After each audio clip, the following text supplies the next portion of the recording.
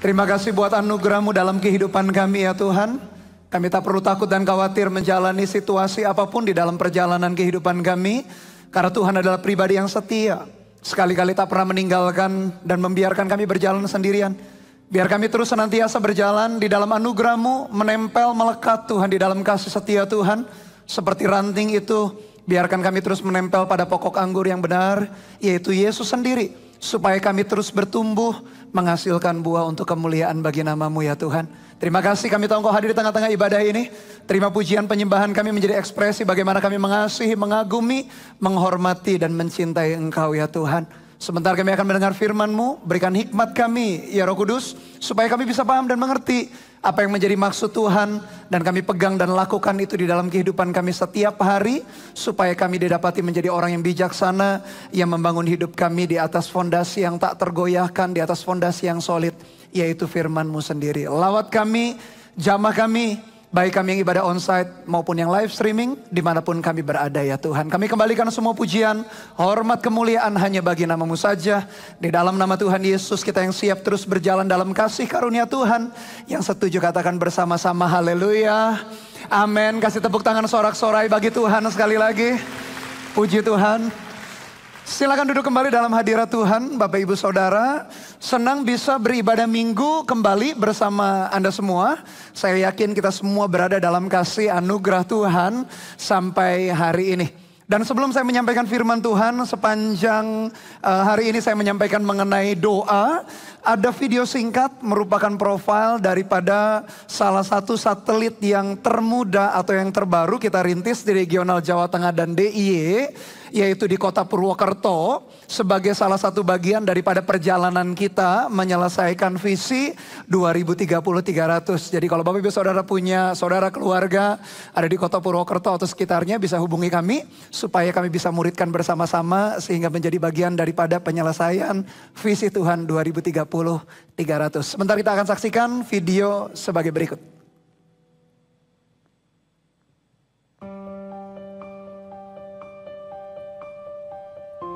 Kota Purwokerto adalah ibu kota dari Kabupaten Banyumas yang terletak di sebelah selatan Pulau Jawa dengan luas 38,58 km persegi dan jumlah penduduk 240.128 orang.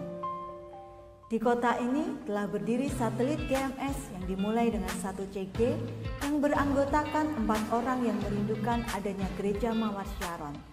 Pemuridan terus-menerus dilakukan melalui Connect Group sehingga satelit ini bertumbuh secara kuantitas dan kualitas karena penyertaan Tuhan. Volunteer dilatih untuk melayani dan pemimpin dibangkitkan untuk memimpin CG. Banyak jemaat mengalami pemulihan dalam keluarga, kesehatan, keuangan, dan pelayanan. Mereka lahir baru, dibaptis, digembalakan, dimuridkan, dan tumbuh menjadi pemimpin-pemimpin CG. Ibadah minggu sudah dilakukan secara rutin dengan disertai ibadah Eagle Kids. Sampai hari ini, satelit Purwokerto memiliki 13 CG. Target tahun 2022 ini, satelit Purwokerto akan bertumbuh menjadi gereja lokal fase pertama, sehingga menjadi bagian dalam penyelesaian visi 2030-300. Haleluya, kasih tepuk tangan buat Tuhan kita. Dan mohon dukungan doanya tentu saja bagi Bapak Ibu Saudara. Supaya gereja ini tahun ini target kita adalah menjadi gereja lokal. Fase yang pertama dan kembali menjadi bagian di dalam menyelesaikan visi yang dicetuskan oleh gembala senior kita Pastor Philip Mantova 2030-300. Bapak Ibu Saudara, sepanjang ibadah umum hari ini saya mengambil tema mengenai doa. Dan saya meyakini ada perbedaan yang begitu jelas antara orang yang berdoa dan tidak berdoa. Oleh karena itu saya beri judul ibadah umum yang keempat adalah kuasa doa yang lahir dari iman.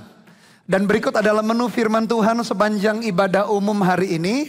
Dalam ibadah umum yang pertama saya membagikan mengenai umur panjang karena berdoa. Umum yang kedua mujizat dalam keluarga melalui doa.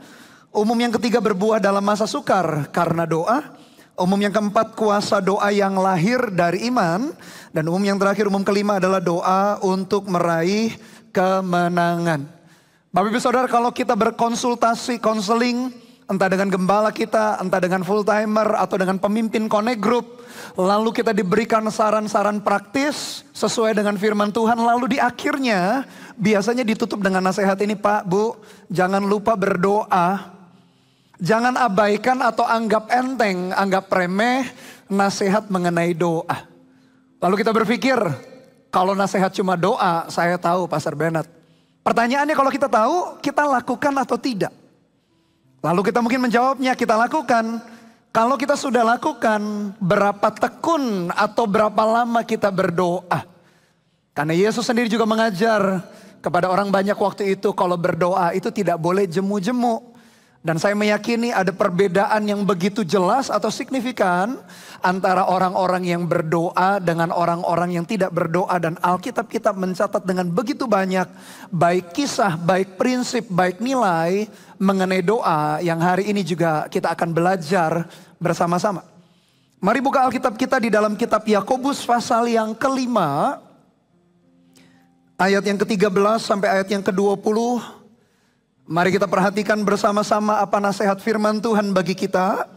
Yakobus 5 ayat 13 dikatakan demikian, kalau ada seorang di antara kamu yang menderita, baiklah ia berdoa. Kalau ada seorang yang bergembira, baiklah ia menyanyi. Di dalam Yakobus dikatakan bahwa ada saatnya kita menderita. Tapi penderitaan kita pun gak selamanya masalah kita itu ada masa kadaluarsa atau expired date-nya. Gak selamanya kita menderita. Ada waktu-waktu tertentu di mana kita bergembira. Sebaliknya juga sama. Kegembiraan kita gak selama-lamanya. Ada waktu-waktu di mana kita tertekan juga mengalami penderitaan. Namanya manusia. Kadang hidup kita itu di atas, kadang di bawah. Oh, kalau di bawah berarti Tuhan jahat ya, Tuhan mengutuki kita ya. Bukan seperti itu. Namanya hidup manusia loh Bapak Ibu Saudara. Kita yang jaga kesehatan fisik secara baik-baik saja bisa sakit kok. Kita yang mengatur bisnis kita dengan baik-baik juga bisa mengalami problem di dalam bisnis kita. Karir kita contohnya dalam pekerjaan kita. Mungkin sepanjang pandemi 2 tahun yang berjalan ini, ada juga mungkin di antara Bapak Ibu Saudara yang akhirnya terkena dampak yang tidak enak dalam pekerjaan atau karir kita. Mungkin ada yang dikurangi gajinya, mungkin ada yang di PHK. Padahal kita bekerja dengan baik, bekerja dengan tekun, bekerja dengan rajin, excellent. Kadang hidup kita mengalami masa-masa yang tidak enak. Tapi Alkitab kita mengajar, kadang kita menderita, kadang kita bergembira. Penderitaan dan kegembiraan akan datang silih berganti. Dan itu bukan isu utamanya. Karena selalu dalam hidup kita. Bahkan penulis pengkhotbah pasal yang ketiga. Perikop yang sangat terkenal untuk segala sesuatu ada waktunya kan. Adanya kelahiran, adanya kematian. Mungkin saudara kita atau teman kita punya bayi baru, punya bayi yang baru dilahirkan. Kita senang. Tapi mungkin gak lama setelah itu, mungkin keluarga kita atau teman kita, ada orang tuanya atau keluarganya meninggal dunia. Selalu dalam hidup manusia, kadang-kadang ada kegembiraan, kadang-kadang ada kemenderitaan. Terus menerus silih berganti. Tapi itu bukan isu utamanya, karena namanya manusia akan menghadapi itu. Justru yang penting adalah respon atau sikap hati kita. Apa yang perlu dilakukan ketika menderita? Alkitab kita menjelaskan dengan sangat jelas. Barang siapa menderita, hendaklah ia, Bapak Ibu Saudara apa? Jalan-jalan, main game, nonton drakor, apalagi makan-makan. Saya percaya juga, saya tahu bahwa setiap hidup kita butuh refreshing. Contoh, 1 minggu kemarin kita baru saja berlibur. Besok Senin sudah beraktivitas. Ada waktu-waktu di mana kita harus santai, harus istirahat. Saya yakin juga istirahat pun Tuhan memberkati. Tapi kalau kita meresponi dengan salah ketika kita menderita, tertekan, malah kita lari atau sembunyi atau menghindar atau melakukan hal yang salah. Coba Bapak Ibu Saudara, pernah gak ketika kita tertekan, kita malah nonton sebanyak mungkin film. Waktu nonton ya seneng. Selesai film, masalahnya datang lagi kan. Bukan berarti santai atau nonton atau rileks itu sesuatu yang keliru.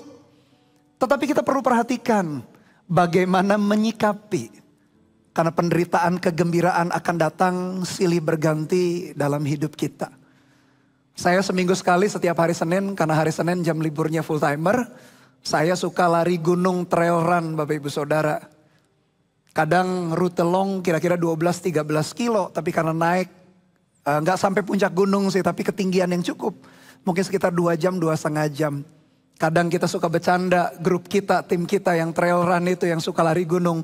Kalau kita lari gunung masalah hilang. Betul Bapak Ibu Saudara, lihat sawah, turun ke sungai, basah, becek, kehujanan, masalah hilang. Tapi begitu selesai trail run, masalah datang kembali. Maksudnya adalah ketika kita menghadapi masalah, tantangan, bukan hanya solusi sementara yang kita cari, yang kita kejar. Bahkan ada orang yang stres, tambah makan banyak. Tambah makan banyak, dia jadi gemuk, dia lihat di cermin, tambah stres, tambah makan banyak lagi. Lihat di cermin, tambah besar lagi, tambah stres, makan banyak lagi. Itulah siklus begitu. Sehingga orang makin lama makin stres. Tidak ada yang salah dengan kita rileks, santai, menikmati waktu-waktu istirahat kita. Saya juga meyakini kita perlu kok istirahat. Bahkan tubuh kita pun perlu tidur. Katanya rata-rata 7-8 jam atau 6-8 jam. Kalau tidak, kondisi tubuh kita akan drop terus. Tapi ketika kita menderita, Alkitab kita mengajar kalau ada seorang di antara kamu yang menderita, baiklah ia berdoa. Nasihat firman Tuhan jelas. Oh kalau begitu Pastor Bernard, kalau orang banyak berdoa berarti dia sedang banyak menderita ya? Enggak juga sih. Orang yang banyak berdoa dia tahu di luar Tuhan itu tak mampu berbuat apa-apa. Oleh karena itu kekristenan mengajar iman sederhana bukan karena usaha atau tenaga kita. Yesus mengajar kita itu ranting menempel saja pada pokok anggur. Maka ranting itu akan bertumbuh menghasilkan buah. Bahkan bukan karena kekuatan kita. Tapi karena kita mengandalkan Dia. Kita lakukan bagian kita. Lalu kita mengandalkan Tuhan. Maka disitulah kita bertumbuh menghasilkan buah. Oleh karena itu Bapak Ibu Saudara kalau kita menderita. Justru jangan hilangkan yang satu ini. Relax boleh, santai boleh, lakukan hobi kita boleh. Tapi jangan lupakan yang satu ini, yaitu berdoa. Karena di balik itu ada kekuatan Tuhan, ada penghiburan, ada sukacita, ada damai sejahtera yang melampaui akal. Itu yang memampukan kita menghadapi segala situasi dan kondisi. Jadi ingat menderita, bukan ingat drama Korea Bapak Ibu Saudara. Ingat menderita, ingat berdoa. Di situ kita akan menemukan kekuatan, di situ kita akan menemukan jawaban, di situ kita akan menemukan jalan keluar. Mungkin tidak langsung kita berdoa, langsung ada jalan keluar. Mungkin tidak langsung ada jalan keluar. Tapi minimal sikap hati kita, kesabaran kita, ketekunan kita, iman kita bertumbuh. Nanti disitulah jawaban keluar daripada setiap permasalahan dari dalam hidup kita. Dan seringkali Tuhan izinkan permasalahan diselesaikan tidak instan. Karena siapa bilang kalau kita dapat instan, pasti kita akan memuliakan Tuhan. Belum tentu. Saya melayani banyak orang yang dijawab doanya begitu cepat. Sampai dia terheran-heran, sampai dia terkaget-kaget. Di dalam pandemi begini, ada jemaat yang justru diberkati bisnisnya tambah naik ke atas. Tapi tahu gak Bapak Ibu Saudara, dia makin cinta Tuhan gak? Makin tidak cinta Tuhan. Makin banyak alasan gak ke gereja, gak CG, gak baca Alkitab. Gak lagi berdoa, karena alasannya apa? Pastor Bernard, saya makin sibuk kerjaannya. Jadi belum tentu doa dijawab Tuhan dengan cepat. Langsung kita akan memuliakan Tuhan. Oleh karena itu kalau doanya dijawab lama, bersabarlah, bertekunlah. Karena kalau dijawab lama Tuhan mau proses hati kita. Sehingga ketika jawaban doa datang kita menghargai. Dan kita tidak menjual atau menukar Tuhan dengan jawaban doa sekalipun. Tadi di ibadah pagi saya cerita soal Raja Hizkia. Raja Hizkia itu sudah divonis. Vonisnya bukan oleh dokter, oleh Tuhan sendiri. Lewat Nabi Yesaya bin Amos dikatakan oleh penyakit ini kamu mati. Demikianlah firman Tuhan. Lalu Hizkia memalingkan wajahnya ke dinding, ke tembok. Dia menangis dan dia berdoa. Tuhan jawab, Tuhan kasih perpanjang 15 tahun umurnya karena doa Hizkia. Tapi dalam kitab Tawarik ditulis, Hizkia angkuh tinggi hati, dia sombong. Dia tidak tahu berterima kasih atas kebaikan Tuhan. Tuhan menghukum dia. Siapa bilang jawaban doa akan membuat kita cinta semakin cinta Tuhan? Belum tentu. Oleh karena itu doa belum dijawab. Ambil keputusan untuk cinta Tuhan. Untuk melayani Tuhan, melayani sesama. Itu yang benar. Sehingga ketika doa dijawab lama atau cepat pun, kita sudah mengambil keputusan bahwa kita tetap mengasihi, mencintai Tuhan. Tetap melayani Tuhan, tetap melayani sesama kita. Tapi kalau kita menderita, baiklah kita berdoa. Ada satu ayat saya ingat di dalam Mazmur 34 ayat 18. Dikatakan demikian, Tuhan itu dekat kepada orang-orang yang patah hati. Dan ia menyelamatkan orang-orang yang remuk jiwanya. Sekali lagi demikian, Tuhan itu dekat dengan orang-orang yang patah hati. Dan ia menyelamatkan orang-orang yang remuk jiwanya. Tuhan dekat dengan orang-orang yang lagi menderita. Dia gak jauh dari kita. Dia ada dekat dengan kita. Sejauh apa? Sejauh kita menyebut namanya Tuhan, tolong aku. Atau mungkin kadang-kadang kita sudah lagi gak bisa berdoa dengan kata-kata. Hanya air mata yang menetes. Atau bahkan mungkin air mata kita pun sudah kering. Tapi di mana ada hati yang menjerit minta pertolongan Tuhan. Dia dekat dengan orang-orang yang demikian. Dia gak jauh dengan kita. Lalu Yakobus tadi mengajar, kalau ada seorang yang bergembira, baiklah ia menyanyi. Menyanyi di sini artinya adalah mengucap syukur, memuji Tuhan. Ada di dalam Mazmur 136 ayat yang pertama. Dikatakan demikian, Mazmur 136 ayat yang pertama. Bersyukurlah kepada Tuhan sebab ia baik. Bahwasannya untuk selama-lamanya kasih setianya. Jadi yang penting itu bukan menderita, bukan kegembiraannya. Tapi respon atau sikap hati kita yang menentukan. Bagaimana kehidupan kita hari ini Bapak Ibu Saudara? Hari ini kita sedang bergembira atau sedang menderita? Apa yang terpancar di wajah kita? Kalau Bapak Ibu Saudara boleh lihat kiri kanannya, apa wajah yang terpancar di kiri kanan kita? Lagi bergembira atau menderita? Atau lagi bergembira di tengah-tengah penderitaan orang lain mungkin? Tidak ada yang demikian ya. Penderitaan, kegembiraan akan datang silih berganti selalu dalam hidup kita. Tapi sikap respon menentukan apa yang sedang kita hadapi itu membawa kita kepada kemenangan atau membawa kita kepada kehancuran. Saya mendorong Bapak Ibu Saudara meresponi dengan benar seperti yang firman Tuhan ajarkan. Lalu ayat yang ke-15 dilanjutkan demikian. Kalau ada seorang di antara kamu yang sakit, baiklah ia memanggil para penatua jemaat supaya mereka mendoakan dia serta mengolesnya dengan minyak dalam nama Tuhan. Bahkan kalau sakit loh Bapak Ibu Saudara, boleh kok kita minta doa pemimpin kita. Di gereja ini kita bersyukur ada komunitas, ada connect group. Ada pemimpin-pemimpin connect group yang Tuhan taruh di atas kita untuk berjaga-jaga atas hidup kita. Ketika kita menderita, mengalami sakit penyakit, minta didoakan. Sampai hari ini kita percaya kalau dulu Tuhan lakukan mujizat menyembuhkan, hari ini Tuhan yang sama, kuasa yang sama. Kuasanya gak pernah berubah, gak pernah berkurang. Hari ini pun kita yakin Tuhan bisa menyembuhkan kita. Yang percaya katakan amin. Amin Bapak Ibu Saudara. Itulah sebabnya gereja kita berdoa. Karena gereja kita percaya ada mujizat, ada kuasa, ada kesembuhan yang terjadi. Dikatakan memanggil para penatua supaya mereka mendoakan dia. Serta mengolesnya dengan minyak dalam nama Tuhan. Memang ada beberapa penelitian. Minyak itu bisa dipakai treatment untuk menyembuhkan. Contoh misalnya kalau kita tersengat lebah atau tersengat apa. Lalu dikasih minyak. Memang ada treatment tertentu dalam penelitian. Tetapi sebetulnya yang berkuasa itu bukan minyaknya. Nah kadangkala kita terjebak untuk mengkultuskan, memberhalakan sesuatu. Sebetulnya apa sih yang menyembuhkan? Kita perhatikan ayat yang ke-15.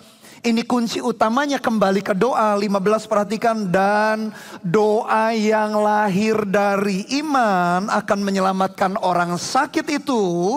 Dan Tuhan akan membangunkan dia. Dan jika ia telah berbuat dosa, maka dosanya itu akan diampuni. Jadi bukan sekedar minyaknya yang hebat. Meskipun mungkin ada penelitian tertentu treatment dari minyak. Nah kadangkala orang salah. Jadi memberhalakan, mendewakan, mengkultuskan sebuah bendanya. Padahal bukan. Yang menjadi kunci dalam ayat 15 dikatakan doa yang lahir dari iman. Yang menyelamatkan, membangunkan orang itu. Doa yang lahir dari iman. Lalu iman dari mana? Ada satu ayat yang menjelaskan di dalam Roma 10 ayat 17.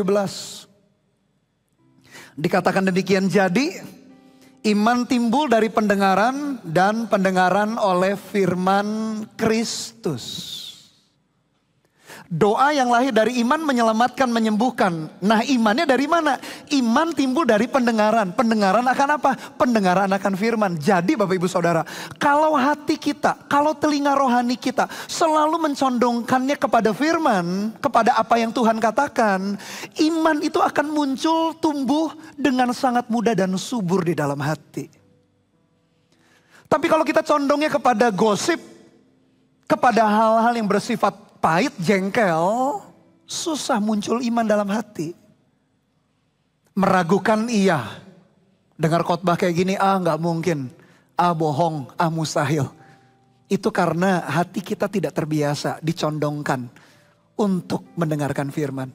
Tapi kalau hati kita, telinga kita, selalu kita rindunya firman. Condongnya adalah firman Tuhan. Maka iman itu muncul dengan tumbuh dengan mudah dan subur di dalam hati kita. Ketika kita mendengar janji Tuhan, kita dengan mudah percaya, bukan mudah percaya untuk dikelabui enggak. Tapi di dalam hati kita tahu bahwa Tuhan itu tidak pernah berdosa, Tuhan tidak pernah berbohong. Satu saat Daud hati-hati sekali, dia tahu perjalanan hidupnya jadi raja masih panjang. Dia berkata begini, Tuhan, aku menyimpan janjimu dalam hatiku supaya aku tidak berdosa di hadapan Engkau. Daud sangat hati-hati sekali. Di tengah 13 tahun penantian dia jadi raja. Masalah demi masalah, dikejar-kejar Saul terus mau dibunuh.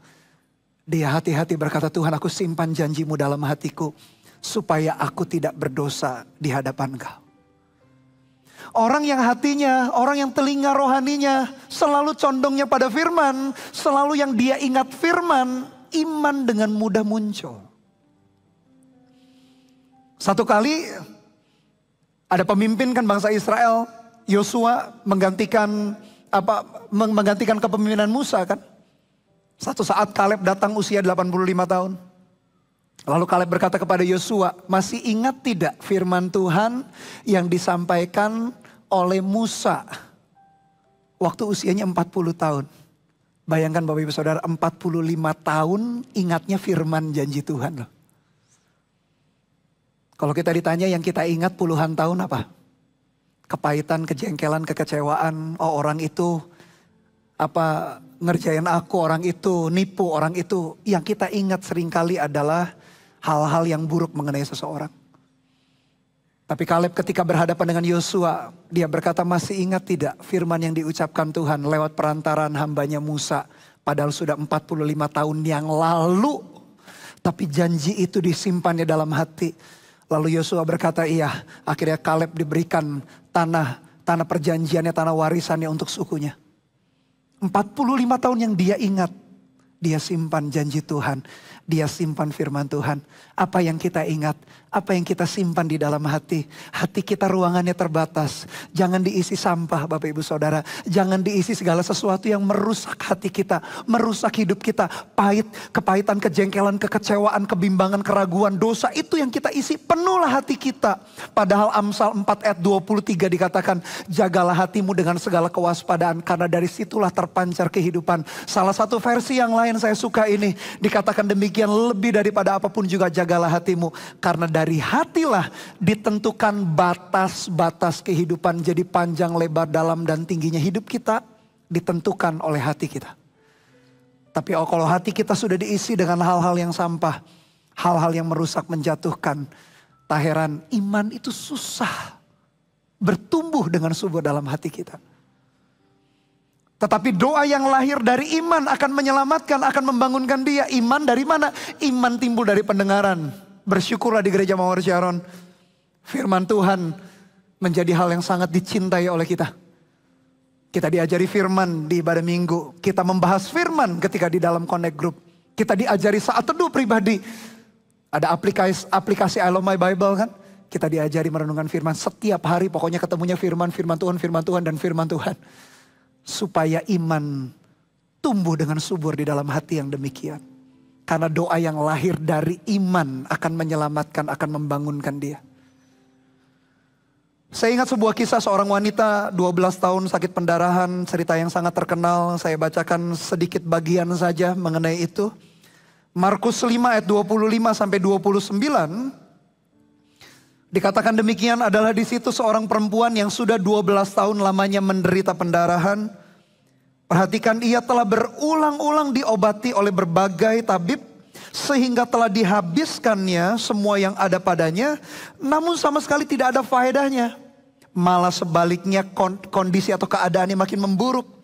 Perhatikan ayat 27, dia sudah mendengar berita-berita tentang Yesus.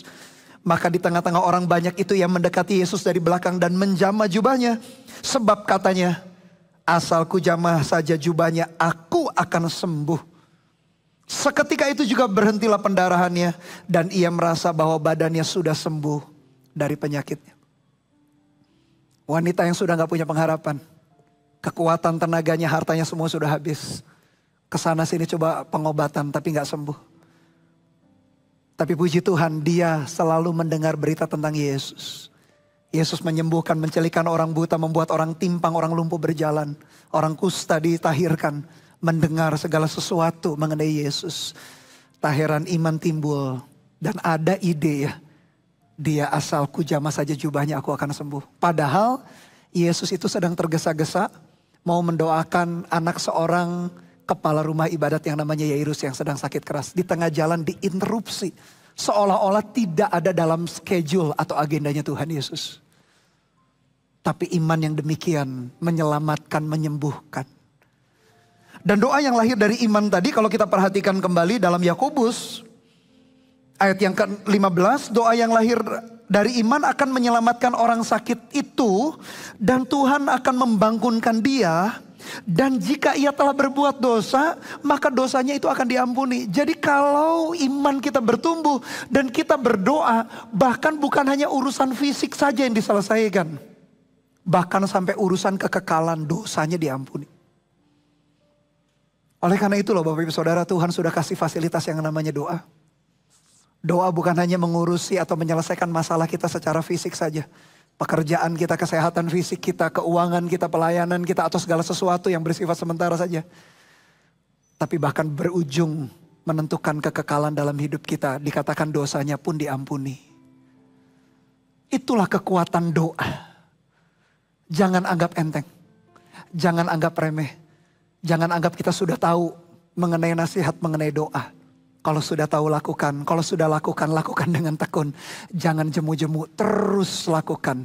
Karena disitulah terletak bagaimana anugerah Tuhan dicurahkan dengan sangat melimpah dalam hidup kita.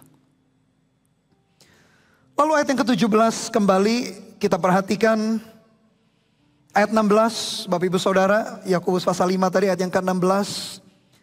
Karena itu hendaklah kamu saling mengaku dosamu dan saling mendoakan supaya kamu sembuh.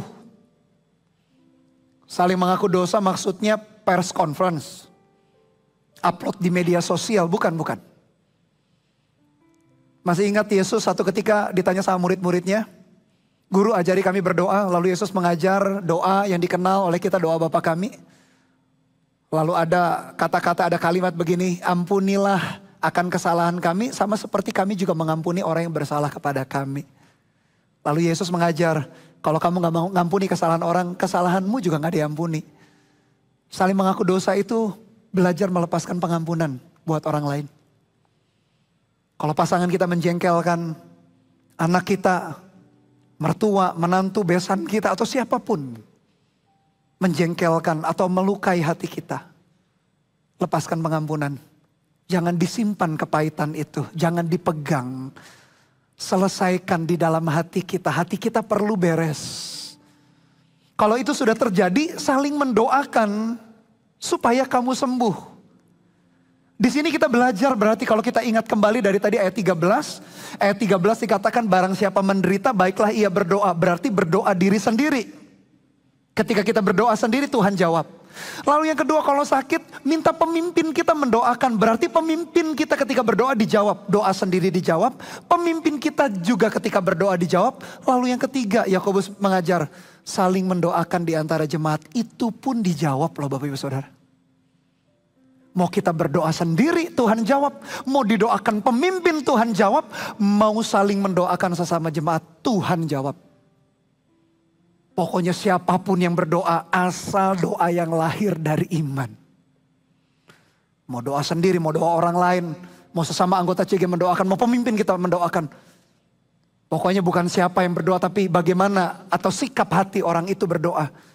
Itu yang menentukan. Di sini kita belajar. Alkitab kita mengajarkan kita. Pokoknya berdoa saja. Mau ada orang lain, mau anggota CG kita mendoakan support kita karena kita lagi hadapi masalah, itu pun didengar. Mau pemimpin kita konseling, konsultasi, doa pemimpin kita pun didengar. Mau kita tidak sempat bercerita kepada pemimpin, cerita kepada sesama anggota CG, kita di rumah nangis di pojok kamar doa kita matikan lampunya, kita merasa gak ada jalan keluar, kita nangis seorang diri pun, Tuhan dengar. Betapa hebatnya fasilitas yang Tuhan kasih. Doa adalah komunikasi antara kita dengan Sang Pencipta semesta alam, the Lord of Hosts. Betapa luar biasa fasilitas yang diberikan. Yang seringkali kita gak gunakan, yang seringkali kita anggap enteng, yang seringkali kita remehkan, yang seringkali kita berkata kita sudah tahu, tapi kita gak lakukan dengan sungguh-sungguh. Di gereja ini kita percaya kuasa doa, oleh karena itu kita tetap mendoakan Anda. Di gereja ini percaya kuasa doa, oleh karena itu kita berdoa juga buat orang sakit. Di gereja ini kita percaya Tuhan menjawab doa. Dan bukan hanya di gereja Tuhan menjawab doa. Di rumah kita masing-masing Tuhan menjawab doa. Tadi di ibadah umum yang berapa saya menjelaskan bagaimana ketika Ishak sebagai bapak leluhur atau bapak nenek moyangnya Israel, Abraham, Ishak dan Yakub, tiga-tiganya punya problem semua.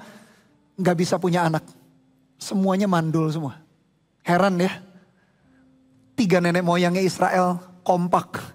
Tiga-tiganya gak bisa punya anak. Padahal dipanggil menjadi bangsa yang besar katanya. Tapi Ishak sebagai anak telah belajar kesalahan Abraham papahnya. Papahnya itu kan cari solusi lain. Sarah istrinya dikasih Hagar. Tapi Ishak telah belajar. Dikatakan di dalam Alkitab kita. Berdoalah Ishak karena istrinya mandul. Dan Tuhan mendengar doanya Ishak. Saya ajarkan tadi jemaat, bahkan mujizat itu tak perlu cari di tempat yang jauh. Di rumah kita Tuhan bisa lakukan mujizat. Asal ada orang yang berdoa. Mau doa sendiri, mau pemimpin kita berdoa, mau sesama jemaat berdoa. Tuhan mendengar, Tuhan menjawab. Menurut kasih anugerah Dia, menurut kemurahan Dia, menurut ukuran Tuhan dalam hidup kita. Berdoalah Bapak Ibu Saudara. Apalagi kalau kita hari ini masuki tahun ini adalah tahun the year of dreams and visions. Visi mimpi yang begitu besar yang Tuhan akan percayakan dalam hidup kita. Dalam kegerakan Tuhan lewat gereja maupun masing-masing pribadi lepas pribadi.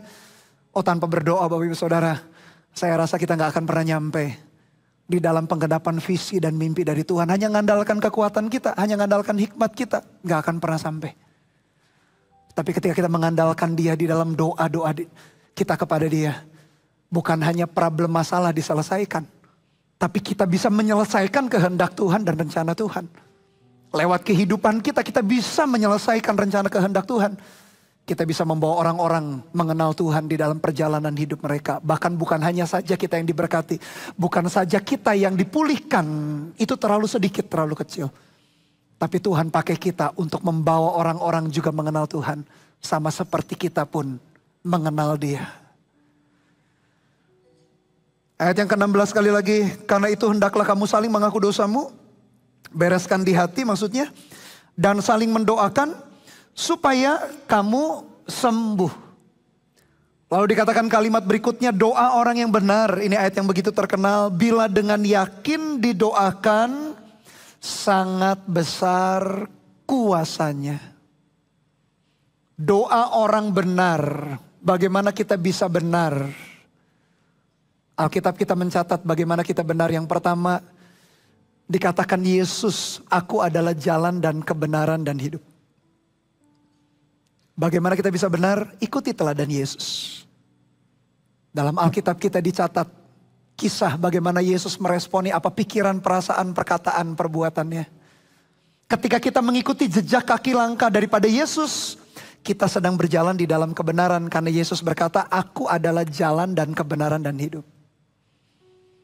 Kebenaran yang kedua adalah firman Tuhan. Alkitab kita juga mengajar firman Tuhan adalah kebenaran. Firmanku adalah kebenaran. Ketika kita renungkan firman, ketika kita lakukan firman, kita sedang berjalan di dalam kebenaran. Yang ketiga, Roh Kudus adalah roh kebenaran. Barang siapa dipimpin oleh Roh Allah, dia adalah anak Allah. Ketika kita taat dipimpin oleh Roh Kudus, kita sedang berjalan dituntun oleh roh kebenaran itu. Itulah yang membuat kita berjalan di dalam kebenaran. Kita meniru teladan Yesus, kita hidup sesuai dengan firman Tuhan. Kita hidup dipimpin oleh Roh Kudus. Perjalanan kita menjadi perjalanan yang benar. Dan itulah yang membuat doa orang yang benar. Kalau kita sudah pahami itu, menurut teladan Yesus, ikuti firman, ikuti tuntunan Roh Kudus. Bila dengan yakin didoakan, bagaimana yakin didoakan? Yakin itu berarti gak ragu-ragu. Yakin itu percaya dengan bulat. Yakin saja Tuhan mendengar doa kita. Meskipun jawaban Tuhan bisa iya. Kalau seturut permintaan kita seturut apa yang menjadi kehendak dia. Bisa tidak dia gantikan dengan jawaban doa yang lebih baik. Bisa tunggu. Karena Tuhan tidak mungkin terlambat. Dan tidak mungkin juga datang terlalu cepat. Bila dengan yakin didoakan. Dikatakan sangat besar kuasanya. Ayat 17. Saya suka sekali dengan ayat 17 ini. Dikatakan demikian, Elia adalah manusia biasa sama seperti kita. Kalau kita pelajari kisah Elia, banyak mujizat yang Tuhan nyatakan lewat kehidupan Elia. Kalau saya catat sih minimal ada 10 perbuatan ajaib yang Tuhan nyatakan lewat Elia. Elisa katanya sebagai penerus Elia double portion, 2 kali lipatnya perkara-perkara mujizat heran. Elia bukan nabi sembarangan. Dia berhadapan dengan ratusan nabi Baal. Dia turunkan api dari langit. Ini orang hebat sekali. Dia berkata kepada Raja Ahab, hujan tidak turun. Kalau tidak turun 1 hari 2 hari, kebetulan Bapak Ibu Saudara. Tidak turun sebulan 2 bulan, mungkin memang musim kemarau. Tapi kalau 3,5 tahun gak turun hujan, pasti ada seseorang yang takut akan Tuhan. Ketika dia berkata-kata sesuai dengan kehendak Tuhan, itu terjadi. Ayat 17 ini penghiburan buat kita. Elia sehebat itu, sekaliber itu, di highlight, ditekankan oleh Yakobus. Elia manusia biasa sama seperti kita.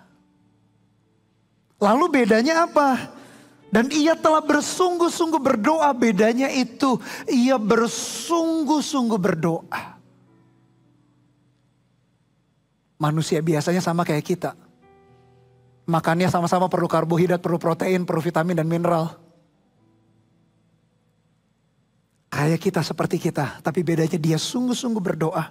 Supaya hujan jangan turun. Dan hujan pun tidak turun di bumi selama 3 tahun dan 6 bulan. Lalu ia berdoa pula. Dan langit menurunkan hujan. Dan bumi pun mengeluarkan buahnya. Di Alkitab dicatat doa-doa yang begitu spektakuler yang dijawab Tuhan. Meskipun gak selalu sih doa itu harus spektakuler. Dalam kehidupan sehari-hari pun Tuhan jawab doa kita. Tapi di Alkitab, Yesaya bin Amos tadi waktu Raja Hizkia ragu kesembuhan yang diperoleh, Nabi Yesaya berkata, harus maju 10 tapak atau mundur 10 tapak bayang-bayang matahari. Kalau maju biasa, Hizkia bilang mundur dong. Berarti waktu itu mundur ke belakang. Betulan mundur ke belakang. Karena doa seorang nabi namanya Nabi Yesaya. Ketika Yosua berperang, dia mengangkat tangannya, berhentilah matahari. Matahari tidak bergerak hingga kemenangan diperoleh. Di Alkitab kita dicatat. Orang-orang biasa, tokoh-tokoh Alkitab berdoa. Sungguh-sungguh berdoa. Tetapi sesuai dengan maksud Tuhan tentu saja. Bukan untuk coba-coba. Tapi sesuai dengan maksud dan kehendak Tuhan, doa yang aneh-aneh itu dijawab. Bukan berarti marilah kita doa aneh-aneh, enggak Bapak Ibu Saudara. Kalau kita doa aneh-aneh apalagi untuk kepentingan diri kita sendiri enggak akan pernah dijawab oleh Tuhan juga. Tapi menurut versi kita aneh, padahal itu mungkin sesuai dengan rencana kehendak Tuhan. Doa saja. Ada satu perenungan mengenai kembali Raja Hizkia. Hizkia itu kan berdoa supaya dia dapat umur panjang. Lalu saya tanya kepada jemaat tadi pagi, kalau kira-kira Hizkia tidak berdoa, Hizkia bertambah umur gak 15 tahun?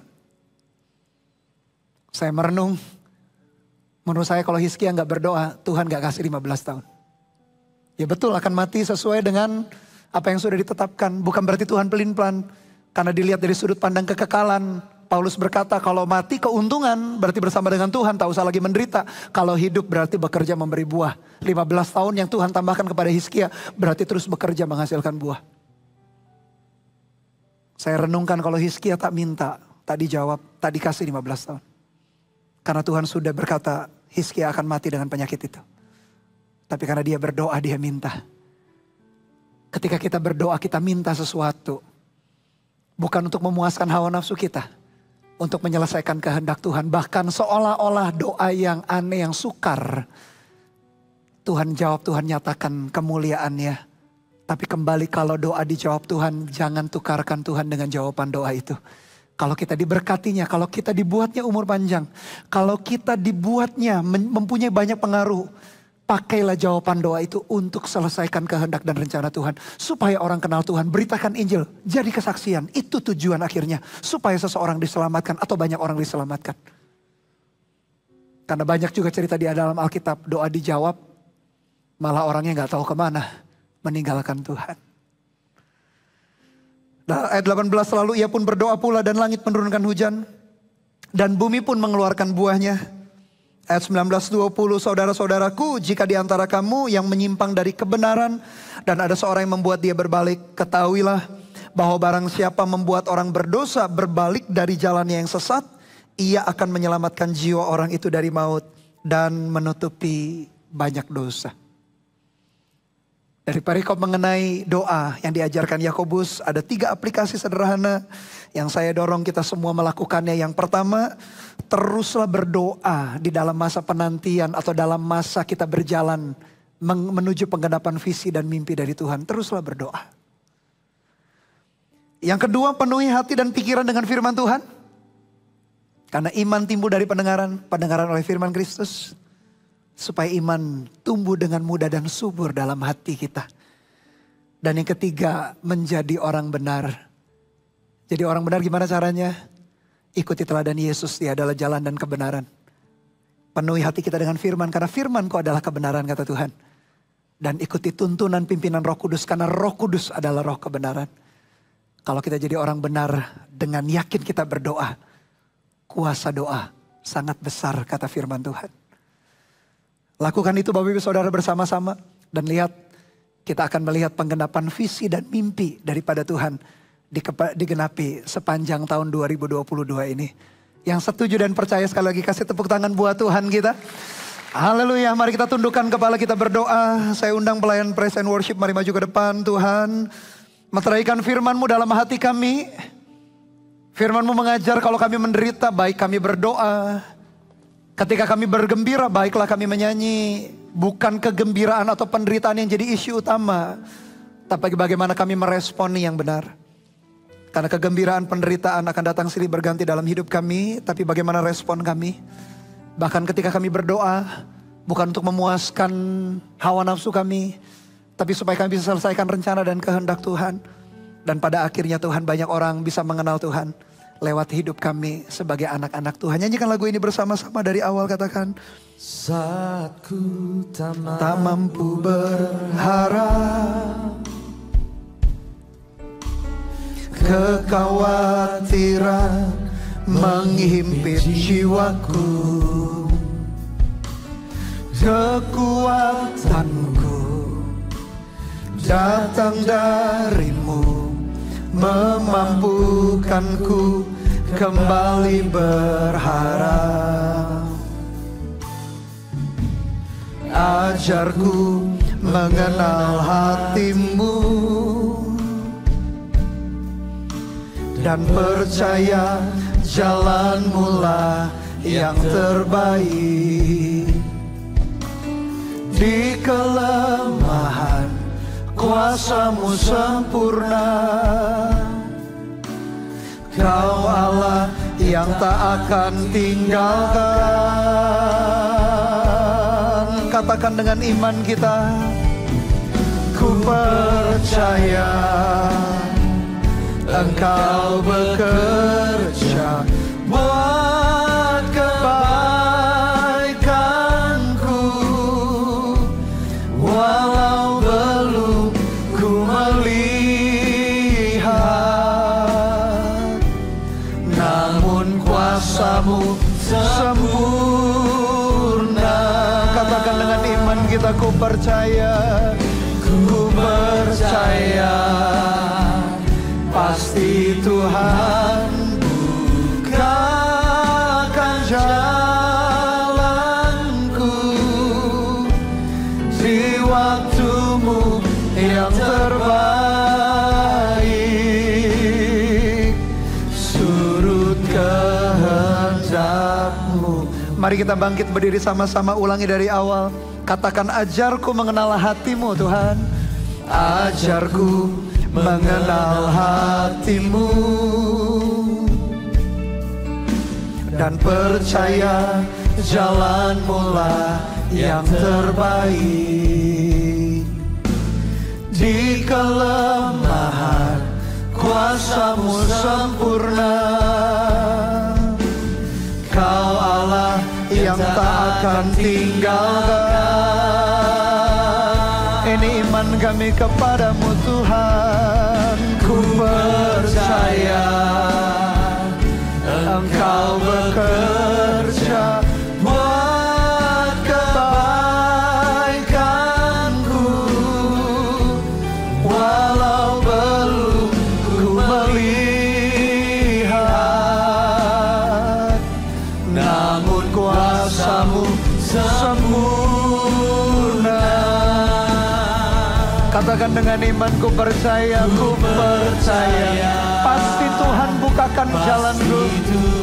Amin Tuhan, bukakan jalanku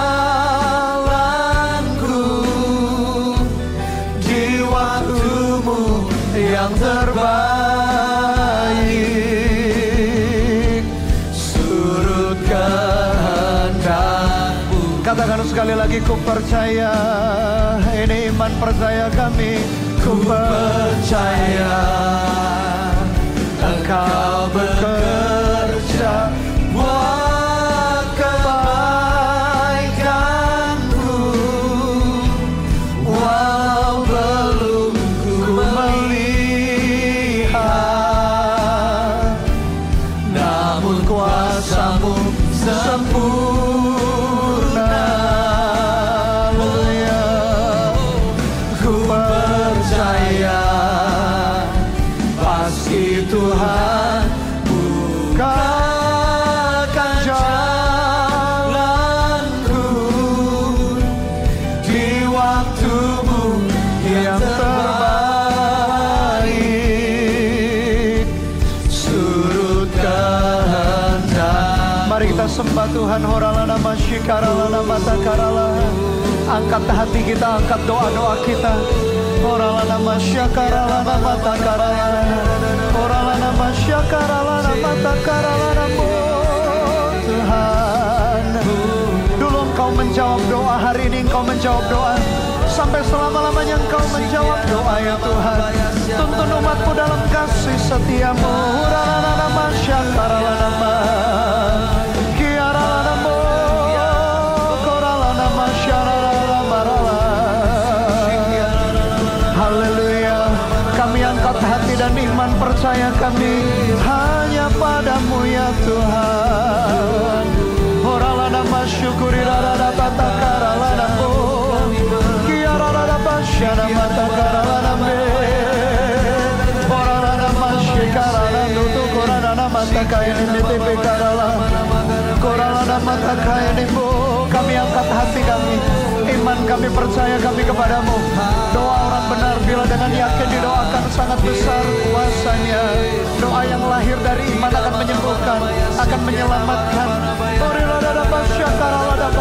Kami diselamatkan, disembuhkan, supaya kami bisa selesaikan rencana dan kehendak-Mu ya Tuhan. Haleluya.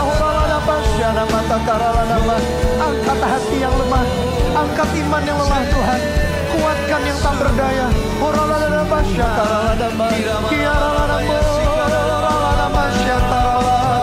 Engkau mendengar doa-doa kami. Engkau mendengar seruan hati kami ya Tuhan. Terima kasih Tuhan. Haleluya Yesus. Ku percaya Engkau bekerja buat kebaikanku, walau belum ku melihat. Amin. Namun kuasa-Mu sempurna. Kami percaya kepadamu Tuhan. Ku percaya. Katakan dengan iman, pasti Tuhan bukakan jalanku. Bukakan jalanku di waktu-Mu yang terbaik. Suruh kehendak. Biar musik saja mengalunkan lagu ini dengan lembut. Pejamkan mata kita sejenak, arahkan hati kita kepada Tuhan. Renungkan firman yang baru saja kita dengar. Barang siapa menderita, baiklah ia berdoa. Barang siapa bergembira, baiklah ia menyanyi. Doa orang benar bila yakin didoakan sangat besar kuasa. Tapi doa yang lahir dari iman akan menyelamatkan orang itu dan menyembuhkan dia. Jangan lupa untuk berdoa Bapak Ibu Saudara. Dulu Tuhan menjawab doa, hari ini Tuhan menjawab doa, sampai selama-lamanya Tuhan menjawab doa. Tuhan biarkan hati kami mengerti, kami paham. Supaya kami bisa menyelesaikan visi dan mimpi dari Tuhan itu. Tanpa berdoa tak mungkin Tuhan ada kekuatan dalam hidup kami. Hanya mengandalkan kepandaian, strategi kami, pemikiran kami. Kami akan gagal di tengah jalan. Tapi biarkan umat-Mu kami semua mengandalkan Tuhan. Lewat kami melibatkan Tuhan, lewat doa-doa kami. Dan ketika Tuhan jawab doa kami, tak berujung di kami ya Tuhan. Biarkan berujung di dalam hidup seseorang pun mengalami perjumpaan dengan Tuhan. Sama seperti kami pun mengalami perjumpaan pribadi dengan Tuhan. Bapak Ibu Saudara, entah yang di onsite maupun yang live streaming, kalau Anda sakit, kalau memungkinkan pegang area tubuhmu yang sakit dengan tanganmu. Kalau tak memungkinkan cukup letakkan tangan di dada. Kita percaya juga Tuhan menyembuhkan. Dia Jehovah Rafa Allah yang menyembuhkan. Dia mati di atas kayu salib untuk memberi keselamatan. Tapi oleh bilur-bilurnya pun kita pun disembuhkan. Tuhan melihat, kau melihat Tuhan tangan-tangan yang diletakkan di area tubuh yang sakit. Atau kalau tak memungkinkan kami letakkan di dada kami. Atau mungkin bukan kami yang sakit. Mungkin keluarga kami yang sakit, teman kami. Atau anggota CG kami. Kami berdoa Tuhan. Kami lepaskan kesembuhan. Kami usir sakit penyakit dari tubuh umat-Mu itu Tuhan. Kelemahan-kelemahan tubuh. Entah organ-organ di dalam tubuh yang tidak berfungsi. Tidak berjalan dengan baik. Kami perintahkan segala sakit penyakit itu untuk keluar dari tubuh umat Tuhan. Hanya di dalam nama Tuhan Yesus Kristus. Kanker kami usir di dalam nama Tuhan Yesus. Kelemahan jantung, paru-paru, ginjal. Tolak setiap sakit penyakit di dalam nama Tuhan Yesus. Sebaliknya dilepaskan kesembuhan. Anugerah Tuhan, kekuatan, kesehatan. Di dalam setiap tubuh setiap umat-Mu ya Tuhan. Ketika mereka disembuhkan, dikuatkan Tuhan. Biarkan mereka pun bawa kesembuhan itu bagi orang-orang lain. Di sekeliling mereka, mari kita berdoa sekali lagi. Mari berbahasa roh bersama-sama.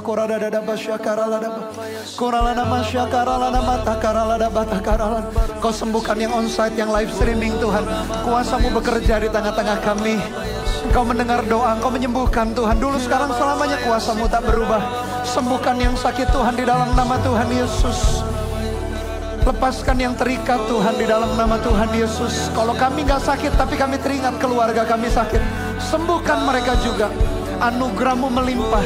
Terima kesembuhan di dalam nama Yesus. Kita berdoa.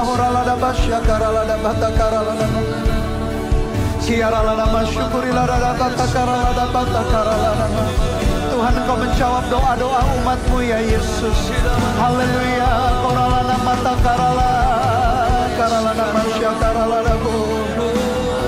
Terima kasih ya Tuhan, terima kasih ya Tuhan. buat anugerah-Mu Tuhan. Haleluya. Saya merasa ada orang tua yang punya anak usianya 3 tahun. Tapi waktu kecil jantung anak Anda bermasalah. Sehingga tumbuh kembangnya menjadi problem. Tidak seperti anak-anak yang lain. Tapi hari-hari ini proses tumbuh kembangnya sudah semakin lebih baik. Tuhan juga memperhatikan Anda. Tuhan gak pernah tinggalkan. Mungkin butuh perhatian khusus. Tapi kita berdoa supaya Tuhan juga memulihkan anak Anda yang berusia 3 tahun itu. Meskipun mungkin terlambat perkembangannya karena jantungnya problem. Tapi kita berdoa bersama-sama juga kesembuhan itu ada dalam hidup anak itu. Tuhan, kami berdoa buat anak itu Tuhan, dan buat orang tuanya juga. Supaya hati orang tuanya imannya tidak lemah Tuhan. Tapi bisa berfungsi dengan baik, berikan hikmat, juga bisa mendidik. Menuntun anak itu Tuhan di dalam jalan Tuhan. Bahkan Tuhan pakai anak ini ya Tuhan. Kalau tumbuh kembangnya sempat terlambat, Tuhan buat percepatan, pulihkan. Dan Tuhan pakai anak ini ya Tuhan sebagai alat di tangan-Mu, menjadi kesaksian. Mendoakan orang-orang lain juga supaya disembuhkan. Terima Tuhan kekuatan, anugerah Tuhan kami lepaskan. Melimpah atas keluarga ini, termasuk buat anaknya Tuhan. Di dalam nama Tuhan Yesus. Haleluya, katakan sekali lagi, ku percaya.